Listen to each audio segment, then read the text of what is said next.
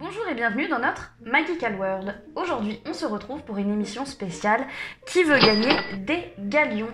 Notre invité du jour sera, vous savez qui? Merci Lise de m'avoir invité dans cette émission. Et pour qui vas-tu jouer? Alors j'ai décidé de défendre les couleurs de la salle, fondée par notre chère Hermione Granger, le Front de libération des elfes de maison. Donc j'espère rapporter un maximum de galions pour cette belle association. Et pour Hermione, si tu nous regardes, c'est pour toi.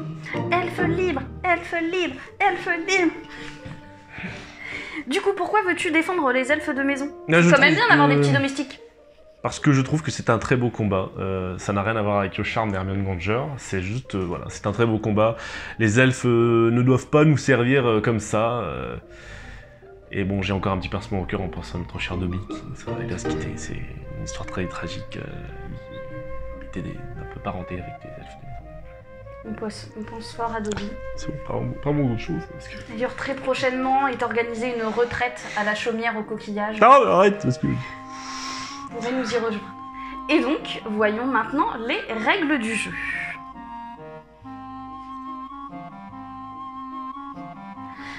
On va donc retrouver une pyramide des gains allant de 500 galions à 1 million de galions. 2 paliers, 1000 galions et 50 000 galions. Une fois qu'un palier est passé, ça permet, si tu échoues à une question, de redescendre à ce fameux palier. Et pour t'aider, tu auras le droit à 3 jokers. Le premier joker, le réducto, l'équivalent du 50-50 dans le jeu Moldu, qui te permet de réduire de moitié les possibilités de réponse. Ensuite, deuxième joker, le hibou à un ami te permettra d'appeler quelqu'un ou alors de consulter quelqu'un du public. Le public se compose de Ravenclaw, Marine Terrier et Florian, la deuxième moitié de The Magical World. Et enfin, le dernier joker, et pas des moindres, le Félix Félicis, chance liquide qui te permettra de passer directement à la question suivante. Es-tu prêt, Brian? Plus que jamais. Première question. Question 1. Quel est le nom du chien d'Hagrid qui accompagne Harry et Draco en retenue? Réponse A, Croque-Mou. Réponse B, Croque-Dur. Réponse C, Touffu. Ou enfin réponse D, Norbert. Réponse B, Croque-Dur. Tu valides cette réponse? Exactement. Effectivement, la bonne réponse était Croque-Dur. Je souhaite arrêter là. Et toi, Brian, aimes-tu les animaux? Oui, beaucoup, oui. J'ai un petit nifleur qui est chez moi qui fait un peu le bordel, mais bon, comme j'ai pas beaucoup d'argent, il a pas beaucoup de choses à voler, donc c'est pratique. C'est pratique d'avoir un nifleur quand on est pauvre. Il te ramène un peu de sous? Justement. Faites attention à la vaisselle. Et comment s'appelle-t-il? Georges. Georges, c'est original. On aime beaucoup. Très bien. Passons donc à la deuxième question. Avant de tomber amoureux de Ginny, pour qui Harry avait-il le béguin? Réponse A, Anna Abbott. Réponse B, Rumilda Vane. Réponse C, Lavande Brown. Ou réponse D, Cho Chang. Réponse D, Cho-Chang. Et vérifions cette réponse. Effectivement, il s'agit bien de Cho Chang. Et si tu avais dû choisir une petite amie parmi ces 4 prétendantes, laquelle aurais-tu choisi? Franchement, c'est honteux ce que je veux dire, mais en se basant sur le physique, j'aurais choisi Romilda Vane. Parce que Lavande Brown, c'est impossible, non? Quoi, tu voulais pas des... Non, sûrement pas, non. Je serais devenu fou au bout de 5 minutes. Cho Chang, c'est pas du tout mon délire, Cho Chang. Et Anna Abbott, je connais pas plus que ça. Romilda, je sais à quoi elle ressemble, moi. Passons maintenant à la question suivante. Question 3 pour 2000 galions. Quand elle prépare de l'amortensia, à qui pense Hermione? Réponse A, Victor Krum. Réponse B, Ron Weasley. Réponse C, Cormac McLaggen. Ou réponse D, Harry Potter. Bah... Réponse B, Ron Weasley. Voyons la réponse. Ah bah oui. Effectivement, il s'agit de Ron Weasley. Quand elle prépare de l'amortensia, elle dit que ça sent l'herbe fraîchement d'accord, coupée. Le dentifrice, elle dit pas la troisième C'est odeur parce qu'elle que, oui. sent, qui est l'odeur des cheveux Parce de que, Ron. ouais, c'est parce qu'elle elle sent juste la potion, en fait, c'est pas qu'elle est en train de le faire, c'est pour ça que j'ai eu un petit doute. Mais oui, forcément. Tout à fait. Passons maintenant à la 4e question. Dans quelle boutique Harry et Draco se rencontrent-ils pour la première fois? Réponse A, chez Madame Guipure. Réponse B, chez Fleury & Bott. Réponse C, dans le magasin de Chaudron. Ou enfin, réponse D, dans la boutique de l'apothicaire. Réponse A, chez Madame Guipure. Sans aucun doute. Sans aucun. Effectivement, c'est chez Madame Guipure. Et toi, si t'allais faire tes emplettes chez Madame Guipure, tu t'achèterais quoi? Ouais, une petite cape Gryffondor, mais bien rembourrée pour l'hiver. Passons donc à la 5e question. Comment s'appelle le fils de Rémus Lupin et Nymphadora Tonks? Réponse A, Fred Lupin. Réponse B, Ned Lupin. Réponse C, Ted Lupin. Ou réponse D, Ed Lupin. Réponse C, Ted Lupin. Teddy. Petit Teddy. Et voyons donc la réponse. Effectivement, il s'agit bien de Ted Lupin. Que penses-tu du couple Rémus Lupin-Nymphadora Tonks? Ah, je l'aime beaucoup. C'est un couple très, très intéressant, très mature, parce que pendant longtemps, Tonks a voulu être avec Lupin. Lupin ne voulait pas parce qu'il avait peur de lui faire du mal. Il a toujours été comme ça, il a peur de sa condition de loup-garou.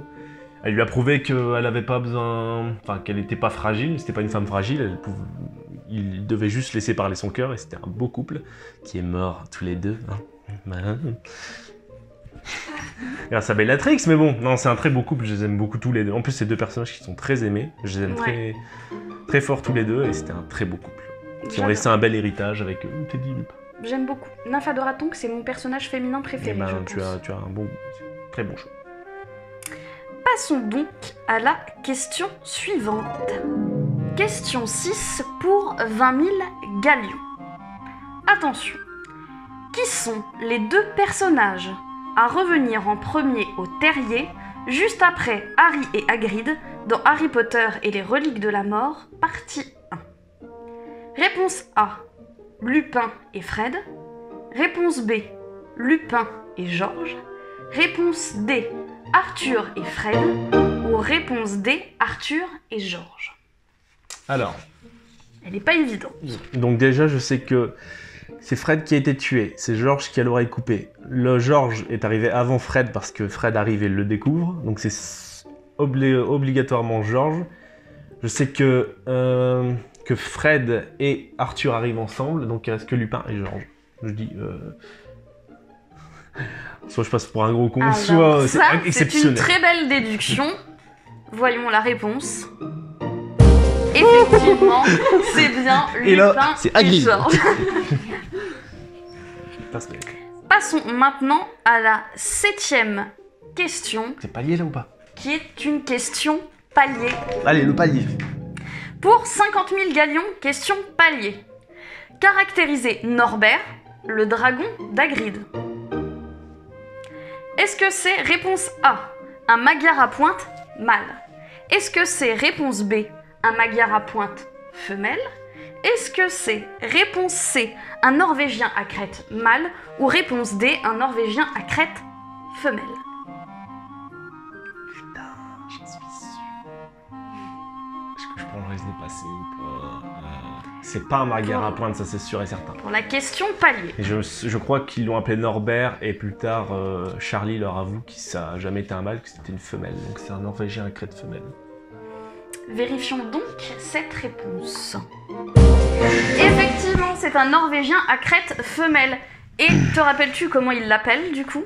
Non, ah, c'est pas Norberto. Si, il l'appelle Norberta.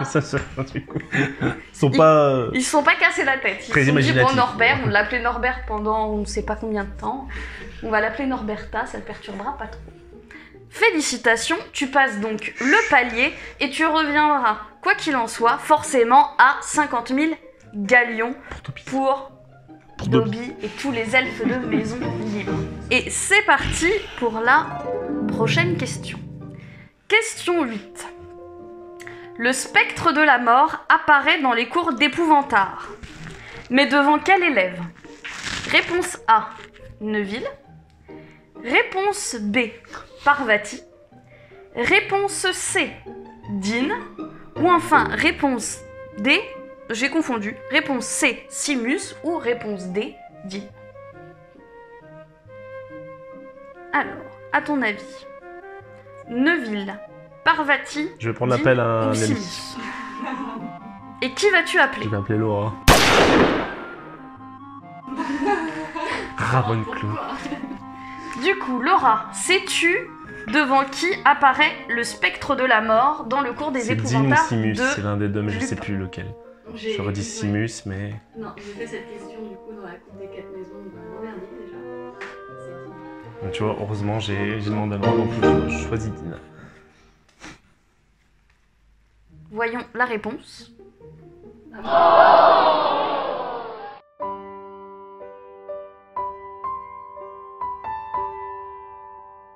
Non, c'est Simus.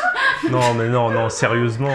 Et donc, Brian, tu as malheureusement échoué sur cette question à cause de Laura, on peut le dire, Trahi. qui t'a indiqué la réponse Dean alors qu'il s'agissait de De Simus. Simus. Mon ami. Ton association remporte quand même 50 000 galions Peut-être. et je pense que ça va grandement aider Ça va grandement les aider la elfes cause, de c'est maison à se libérer. Félicitations à toi. Merci. Voilà, j'espère que cette émission vous aura plu et on se retrouve prochainement pour une nouvelle émission de Qui veut gagner des galions. Bah moi je voulais dire Simus, mais je savais que Laura l'avait fait dans son Ouais. questionnaire, donc je Je voulais crois être que sûr. c'est bon, c'est Simus. Je crois que c'est Simus. Gwen, elle lui Non, désolé, non, c'est mort, non. Bah non, arrêtez. Non, sérieux. Non, mais vraiment, je l'avais. Je l'ai même dit avant, je dis, moi c'est Simus, elle m'a dit Dean. Non, arrêtez. Je te jure, elle m'a mis un doute sur ma propre... Vérifie quand même.